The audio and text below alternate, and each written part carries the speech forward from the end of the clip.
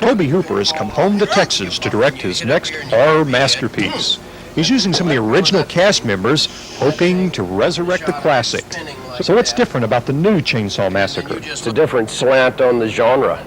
I mean, there's some tricks up my sleeve that, that makes this different. It's certainly different from all the 13ths and the Halloweens and, and all of those. In what way? Well, I'll have to wait and let you see the picture. Although Dennis Hopper is the name above the title, the star of the show is, of course, Leatherface, back with his favorite toy, a chainsaw. Hooper says many of the skeletons used as props are real, but he's arranged them into sick inside jokes. This one's called Buck, after the Slim Pickens character in Dr. Strangelove. Hooper also uses famous Texans in cameo roles, like the nationally syndicated drive-in movie critic, Joe Bob Briggs. Ever wonder what makes a great drive-in movie? Well, there's basically your three elements, your blood, your breasts, and your beasts. Now, some people would add boots in there for Kung Fu, but Kung Fu just ain't been the same ever since Bruce Lee went up to that big kickboxing academy in the sky. But basically your blood, your breasts, and your beasts. Now, this one here, this movie has your blood and your beasts. It's a little weak in the breast department, I have to admit that. I told Tobe just today I was taking off 1/2 star just for that one thing. I give him 1 extra star for putting me in the movie. Joe Bob plays, logically enough, himself as a schlocky movie critic. Get ready and action! My God, 3.5 start nail, 9, 10, 2, 3, 3. It's saw food. Cut! Okay, now make that saw food bigger. Everything else was great. Then when the camera's right in on you, scream, saw food! And I personally think Texas Chainsaw Massacre is the best film ever made. Texas Chainsaw Massacre is the greatest drive-in movie in history, no question, no two ways about it. Banned in 28 states and 34 foreign countries. If the original was so great, how can the sequel even come close to equaling its ghoulish satisfaction? Big red soda, right, bro? One thing when you get into these sequels, now you take, one movie I hated was that Halloween 3.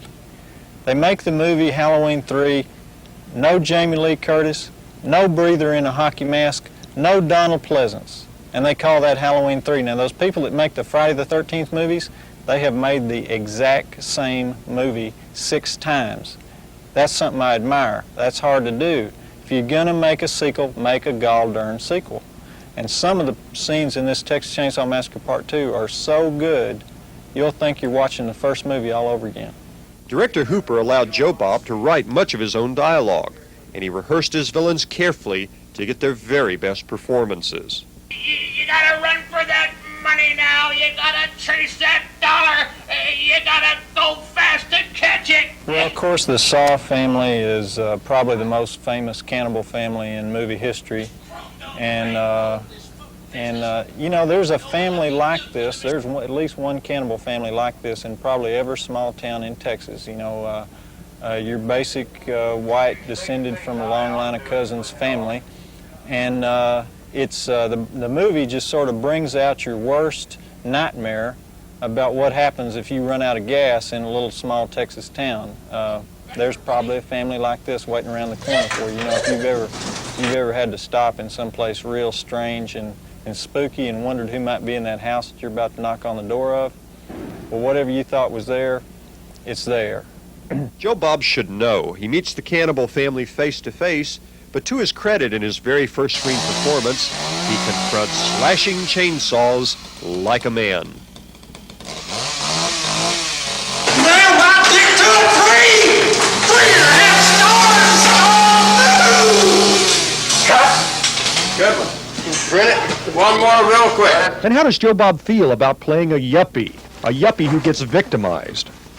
Well, I think if you saw that movie Breakfast Club or that movie 16 Candles, I don't know about you, but I'm sick and tired of these little weenies. And this movie kind of has the last word on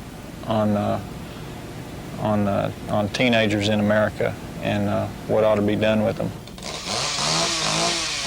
Ron Zimmerman, Entertainment Tonight.